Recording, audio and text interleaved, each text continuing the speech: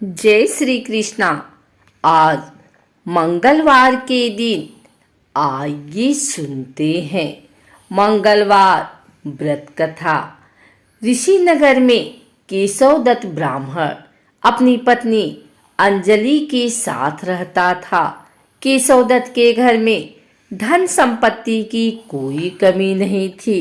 नगर में सभी केशव दत्त का सम्मान करते थे, लेकिन केशव दत्त संतान नहीं होने से बहुत चिंतित रहता था। दोनों पति पत्नी प्रति मंगलवार को हनुमान जी की पूजा करते थे। विधिवत मंगलवार का व्रत करते हुए कई वर्ष बीत गए।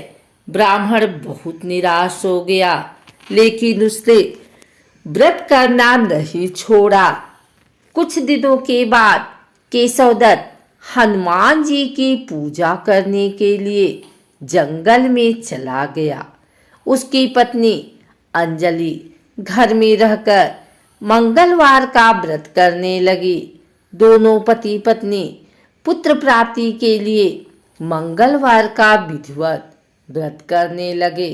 अंजलि ने अगले मंगलवार को व्रत किया, लेकिन किसी कारणवश उस दिन अंजलि हनुमान जी को भोग नहीं लगा सकी और उस दिन वह सूर्यास्त के बाद भूखी ही सो गई।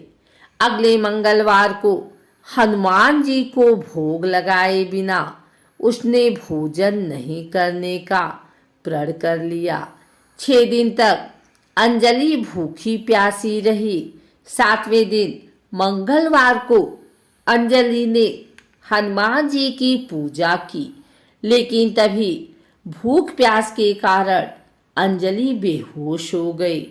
हनुमान जी ने उसे स्वप्न में दर्शन देते हुए कहा, उठो पुत्री, मैं तुम्हारी पूजा से बहुत प्रसन्न हूँ। तुम्हें सुंदर और सुयोग्य पुत्र होने का वर देता हूँ। यह कहकर हनुमान जी अंतर्ध्यान हो गए। तत्काल अंजलि ने उठकर हनुमान जी को भोग लगाया और स्वयं भोजन किया। हनुमान जी की अनुकंपा से अंजलि ने एक सुंदर शिशु को जन्म दिया। मंगलवार को जन्म लेने के कारण उस बच्चे का नाम मंगल प्रसाद रखा गया। कुछ दिनों बाद अंजलि का पति केशव दत्त भी घर लौट आया। उसने मंगल को देखा तो अंजलि से पूछा, यह सुंदर बच्चा किसका है? अंजलि ने खुश होते हुए बोला, हनुमान जी के दर्शन देने और पुत्र प्राप्त होने का वरदान देने की सारी कथा सुना दी। लेकिन केशव दत्त को उसकी बातों पर विश्वास नहीं हुआ। उसके मन में पता नहीं कैसे यह कलुषित विचार आ गया कि अंजलि ने उसके साथ विश्वासघात किया है। अपने पापों को छिपाने के लिए अंजलि झूठ बोल रही है। केशव दत्त ने उस बच्चे को मार डालने की योजना बनाई। एक दिन केशव दत्त स्नान के लिए कुएं पर गया। मंगल भी उसके साथ था। केशव दत्त ने मौका देखकर मंगल को कुएं में फेंक दिया और घर आकर बहाना बना दिया कि मंगल तो कुएं पर मेरे पास पहुंचा ही नहीं। केशव दत्त के इतने कहने के ठीक बाद मंगल दौड़ता हुआ घर लौट आया। केशव दत्त मंगल को देखकर बुरी तरह हैरान हो उठा।